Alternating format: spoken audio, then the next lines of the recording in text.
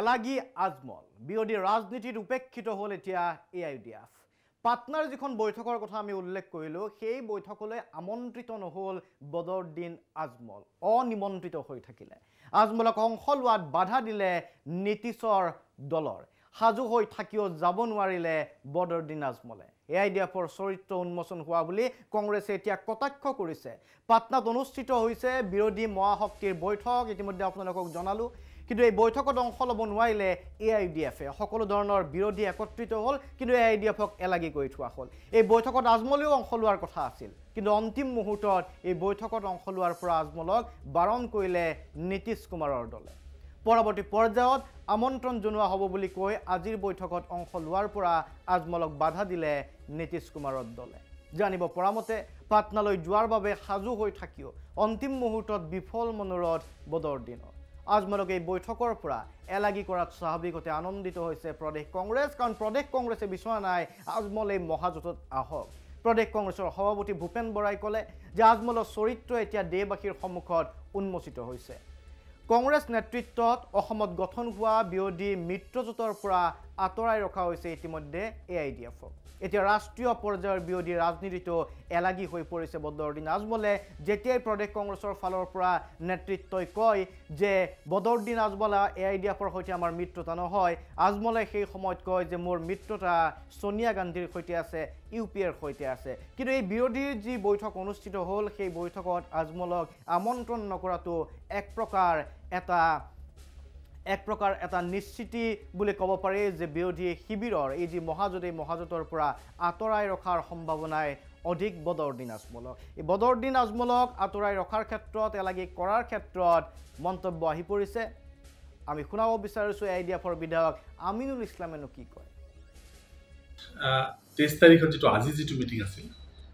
যোৱাকালিলৈকে আমাৰ মিটিঙত যোৱাৰ কথা ঠিকেই আছিল কিন্তু যোৱাকালি আমাক তেখেতসকলে অৱগত কৰালে নীতিশ কুমাৰ ডাঙৰীয়াই অৱগত তেখেতসকলে কেবিনেট মিনিষ্টাৰ ফোন কৰিলে নীতিশ কুমাৰে PO ফোন কৰিলে যে আমি এতিয়া সৰু যিবিলাক দল এজন দুজনীয়া MP সেইবিলাক যদি মাতোঁ তেতিয়াহ'লে এইটো এটা বিশাল ৰেলী হৈ যাব গোটেই ভাৰতবৰ্ষৰ যদি সৰু পাৰ্টিবিলাক এজন দুজন থকা MP বিলাকক যদি মাতিব লগা হয় তেতিয়াহ'লে এইটো বিশাল হৈ যাব এতিয়া এই মুহূৰ্তত অকল যিবিলাক মূল পলিটিকেল পাৰ্টি ষ্ট্ৰেটেজিকেল মূল পলিটিকেল পাৰ্টি সেইবিলাকক ইনভাইট কৰিছে আৰু পৰৱৰ্তী সময়ত কাৰণ আছিল যে এইখন বৈঠকত সৰু দলসমূহক নিমন্ত্ৰণ কৰা নাই এবাৰ চাওক এই ক্ষেত্ৰত আব্দুল ৰছিদ মণ্ডল কংগ্ৰেছ বিধায়ক কি মন্তব্য কৰিছে যে বিজেপিৰ পাৰ্টনাৰ এই কথাটো আমি আগৰ পৰা কৈ আছোঁ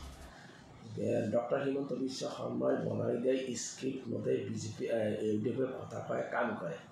যিবিলাক কথা ক'লে হিন্দু মানুহৰ মাজত ৰিচেণ্টমেণ্ট আহে তেনেকুৱা কথা তেনেকুৱা কামবিলাক AIUDFৰ দ্বাৰা ডক্টৰ হিমন্ত বিশ্ব শৰ্মাই কৰাই লয় আজিও যিটো ডিলিমিটেশ্যনে যিবিলাক কথা কৈ আছে এইবিলাক বিজেপিৰ ফালৰ পৰা ক'বলৈ দিয়া হৈছে তেওঁলোকক ঠিক আছে আছিলে কংগ্ৰেছৰ অভিযোগ কিন্তু প্ৰদেশ কংগ্ৰেছৰ সভাপতি ভূপেন বৰাই কি ক'লে চাই লওঁ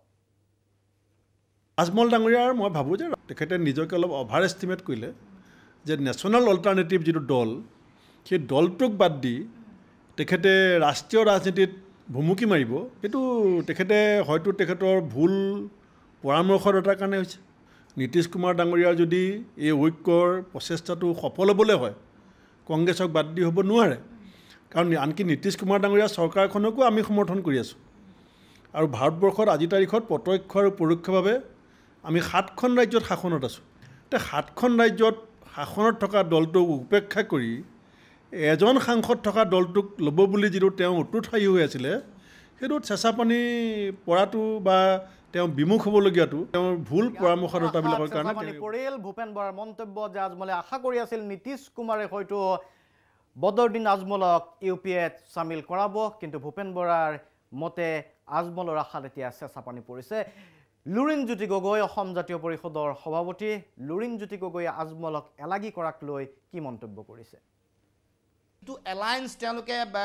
অপজিশ্যনৰ আৰম্ভ কৰিছে বা যিটো অপজিশ্যনৰ শক্তি তেওঁলোকে সংগৃহীত কৰিছে এক কৰিছে ইয়াত অসমৰো এটা সাম্প্ৰদায়িক শক্তি যিটো শক্তি বিজেপিৰ লগত তেওঁলোকে বুদ্ধিৰে আণ্ডাৰষ্টেণ্ডিং কৰি তেওঁলোকে ৰাজনৈতিক তেওঁলোকৰ লাভালাভৰ কাৰণে ৰাজনীতি কৰি আছে AIUDF এইটো এটা সাম্প্ৰদায়িক শক্তি এইটোৱে বিজেপিক সহায় কৰি আছে এই শক্তিকো যাতে আঁতৰাই ৰাখে এই কথা আমি তেওঁলোকক কৈ আহিছিলোঁ তেওঁ কৈছিল যে অহা কাইলৈ হ'ব লগা এই বৈঠকত এই বিষয়টো উত্থাপন কৰিব নীতিশ কুমাৰ ডাঙৰীয়াক তেওঁ টেলিফোনিক কথা বতৰা পাতিব গতিকে এই কথা বতৰাবোৰ কৈছিলোঁ আৰু মূলতঃ আমাৰ কথাটো হ'ল যে ভাৰতবৰ্ষৰ সকলো আঞ্চলিক শক্তি বা যিটো আঞ্চলিক বা জাতীয়তাবাদী চেতনা যেনেকৈ মাৰাঠা জাতীয়তাবাদৰ কথা আছে তেনেকৈ অসমীয়া জাতীয়তাবাদক কেনেকৈ শক্তিশালী আৰু সুদৃঢ় কৰিব পাৰি সেই সম্পৰ্কত আমি পৰৱৰ্তী দিনসমূহত তেখেতসকলৰ দিহা পৰামৰ্শ বিচাৰিছোঁ কাৰণ তেখেতসকলে ঠিক আছে এয়া আছিলে লুৰিণজ্যোতি গগৈৰ মন্তব্য গতিকে বিৰোধী ৰাজনীতিত এতিয়া আজমল এলাগী হৈ পৰা পৰিলক্ষিত হৈছে লক্ষণীয় হ'ব অনাগত সময়ত আজমল ইউ পি এত চামিল হ'ব পাৰে নে নোৱাৰে